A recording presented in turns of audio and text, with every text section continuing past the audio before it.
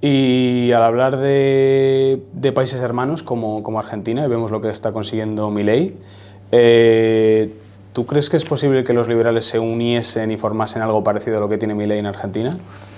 Yo creo que el fenómeno Milei traspasa las fronteras de Argentina, es un fenómeno mundial. Yo por eso, a pesar de que la situación en España es compleja, es difícil, es preocupante, yo creo que estamos en un punto de inflexión que puede dirimir el futuro del país de aquí a 30, 40 años, pueden ir las cosas tremendamente mal y convertirnos en una democracia absolutamente fallida, con una economía empobrecida de forma brutal, o podemos, sin embargo, corregir los errores del pasado y empezar a volver a crear riqueza con fuerza. Pero, insisto, a pesar de que la situación en España es problemática, soy optimista a medio y largo plazo con el futuro en general y también con el futuro de España. ¿Por qué? Porque veo que hay un punto de inflexión interesante desde ese punto de vista. Los grandes defensores de las ideas de la libertad a nivel político, a nivel mundial, han estado ausentes durante 40 años. Las últimas figuras, los últimos referentes del liberalismo político son, desde mi punto de vista, Ronald Reagan en Estados Unidos, Margaret Thatcher en Reino Unido, y luego, si podemos, incluso podríamos incluir la figura del Papa Juan Pablo II. Este tridente fue el que en gran medida explica también la caída del comunismo, ¿no? La caída del muro de Berlín en el año 89. Pero sí es cierto que tras el colapso comunista, muchos creyeron de forma muy ingenua que era el fin de la historia, que había ganado el capitalismo como modelo económico y que ya, lógicamente, no iba a haber vuelta atrás, porque se había demostrado que el capitalismo es la solución y el comunismo solo trae problemas, e incluso que también con la caída del bloque soviético se iba a imponer por siempre el modelo de la democracia liberal, la democracia representativa. Por lo tanto, el fin de la historia. Gran error, no ha sido así en ningún caso. ¿Por qué? Porque los enemigos de la libertad son muchos y además son muy poderosos. El bloque soviético colapsó, pero las ideas del socialismo, las ideas del colectivismo, del estatismo, continuaron. Sí. Solo que se modificaron, se cambiaron, se escondieron, se maquillaron sobre o bajo nuevas banderas. Bajo la bandera del ecologismo, bajo la bandera del feminismo, bajo la bandera del wokismo, enfrentando a unos y a otros. Y, de hecho, las ideas de izquierda, las ideas estatistas han dominado la batalla cultural durante los últimos años, y eso ha traído como consecuencia el wokismo o la dictadura de lo políticamente correcto que hemos venido sufriendo durante las últimas décadas. ¿Cuál es el problema? Que no había alternativa, no había nadie que confrontara ese modelo con las ideas de la libertad, hasta que llegó un fenómeno como Javier Milei, que logró un éxito que para muchos era imposible, era algo imposible, que era lograr la presidencia del gobierno en un país como Argentina, donde había estado infectado, enfermo de socialismo durante 80 años. Argentina era uno de los estados, uno de los países más socialistas del mundo. El peronismo, que es una forma de socialismo, ha estado gobernando allí durante 80 años. Bueno, pues llega Milei y convence a la mayoría de argentinos para que le voten como presidente del gobierno con un programa abiertamente liberal, es decir, defendiendo las ideas de la libertad. Y el gran éxito de Milei, su gran talento, es precisamente el haber ganado la batalla de las ideas, la batalla cultural, en un país, en una sociedad tremendamente estatista como la sociedad argentina. Una vez que llega al poder, sin embargo, su mensaje ha traspasado las fronteras de Argentina y ahora es un mensaje que ha alcanzado ámbito mundial. Solo hay que revisar sus discursos en Davos, su discurso en la ONU, sus discursos en los grandes podcasts a nivel internacional, con millones de visualizaciones. Sí, sí. Eso está cambiando por completo la percepción de muchísima gente. Está trasladando ideas que habían estado ausentes del debate durante muchísimos años, durante décadas, a nivel mundial. Y eso marca un punto de inflexión muy importante, porque Milei tiene muy claro que lo importante es la batalla de las ideas, la batalla cultural. Y de este fenómeno estoy convencido de que van a surgir, van a nacer muchos Mileis, sí, con sus características, sus particulares condiciones, a nivel internacional en muchos países. Por lo tanto, soy optimista con respecto a esto. La batalla cultural hay que darla, es fundamental darla, y además cuando se da, se gana. ¿Por qué? Porque nuestras ideas no solo son las correctas, sino que además somos moralmente superiores a las ideas de la izquierda. Por una sencilla razón, porque nosotros defendemos la libertad y nuestros adversarios defienden la esclavitud, la represión, la violencia, la miseria, la pobreza. Y eso no tiene nada de moral, eso tiene todo de indecente.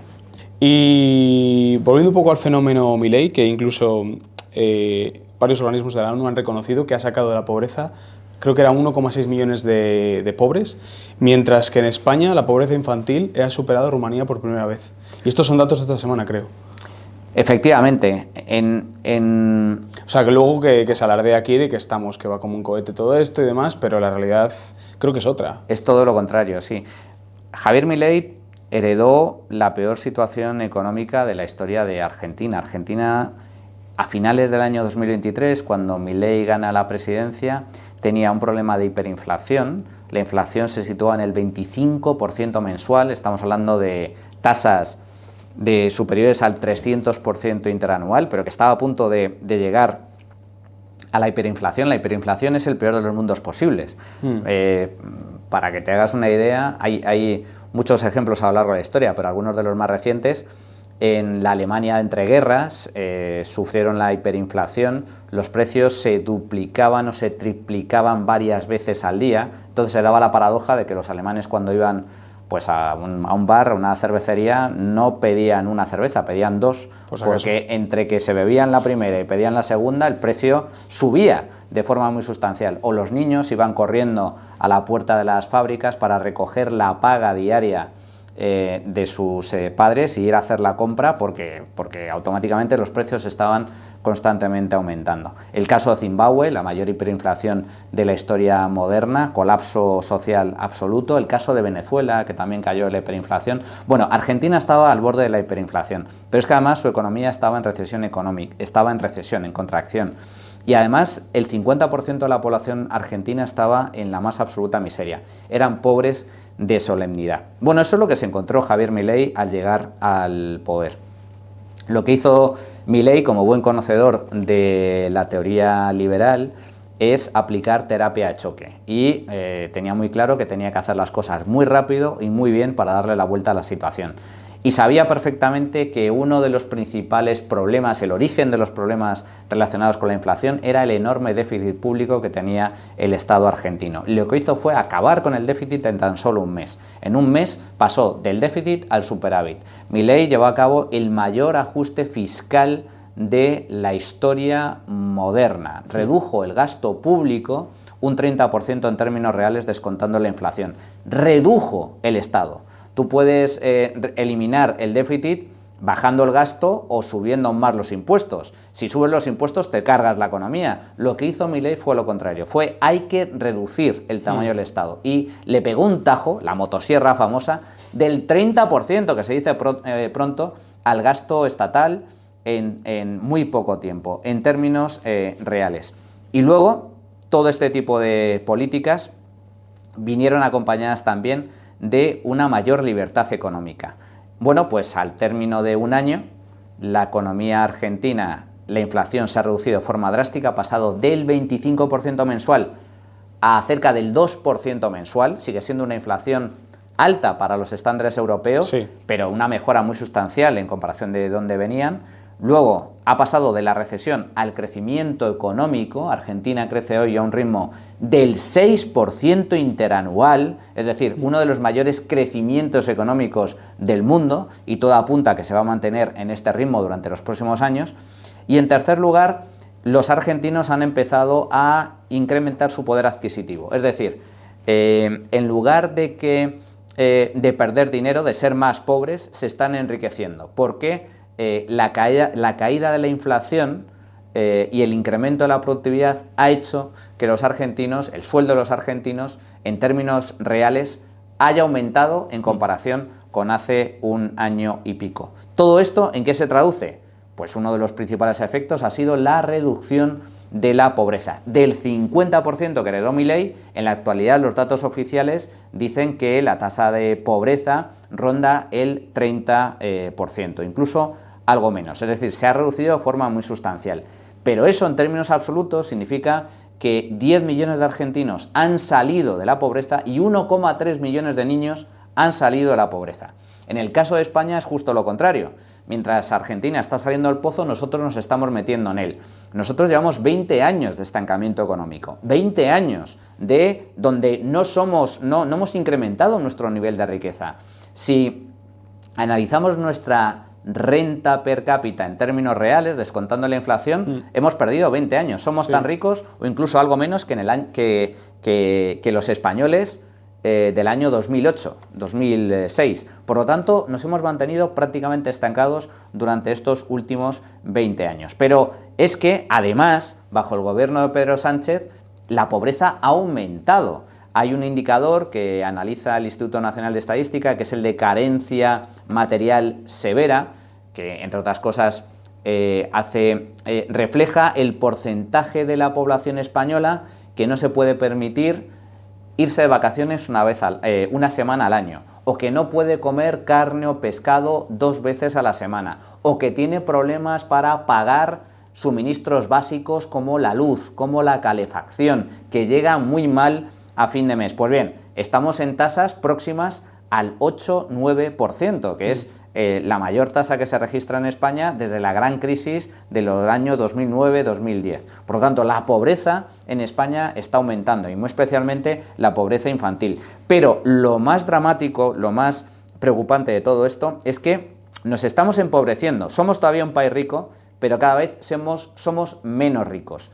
Y sobre todo somos menos ricos, no solo porque nos hemos mantenido estancados durante los últimos 20 años, sino porque en términos relativos, es decir, si nos comparamos con los países de nuestro entorno, los países de nuestro entorno crecen y su riqueza es cada vez mayor, mientras la nuestra, sin embargo, se mantiene estancada o es cada vez menor.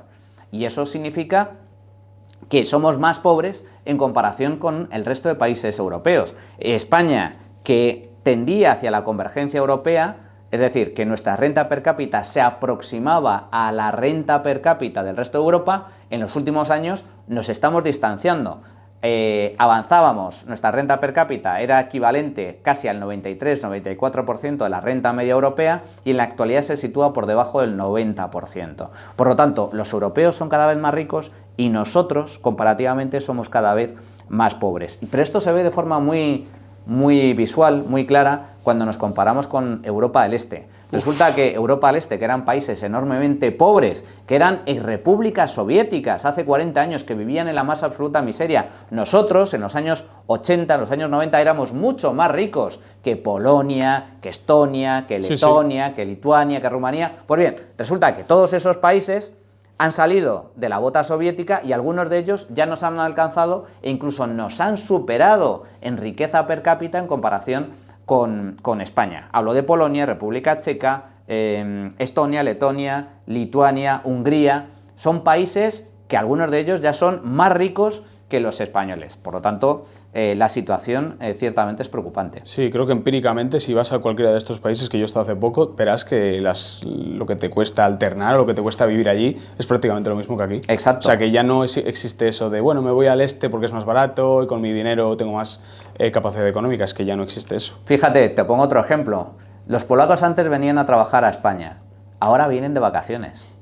Los polacos han regresado, muchos de ellos han regresado a su país porque allí viven mejor, ganan más dinero, y vienen a España de vacaciones. Otro ejemplo, España, que es la segunda gran potencia turística del mundo. Aquí vienen de vacaciones franceses, británicos, irlandeses, alemanes, noruegos. Bueno, atraemos a muchos turistas a lo largo del año. Pero fíjate cómo disfrutan los turistas extranjeros, sobre todo los europeos o los norteamericanos, los de alto poder adquisitivo.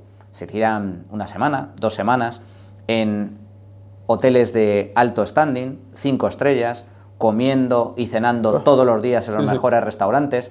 Tú los ves yendo a los chiringuitos de la playa y les engañan de forma clamorosa, poniéndoles una paella de mala muerte a precios desorbitados y una sangría de 3 al cuarto también a precios desorbitados, y cuando llega la hora de pagar dicen, bueno, fantásticamente, haciéndole fotos para subir a sus redes sociales, encantados de la vida, y ven la factura y dicen, esto es baratísimo, baratísimo. Bueno, ahora démosle la vuelta a la película. ¿Cuántos españoles se pueden permitir ir a un hotel de alto standing en Londres, en Dublín, en París, en Berlín, que se tiren allí 2 semanas, que se tiren comiendo y cenando todos los días en los mejores restaurantes, y que encima se vayan de viajes, se vayan de ocio, espectáculos, etcétera? Muy pocos españoles se pueden permitir semejante cosa.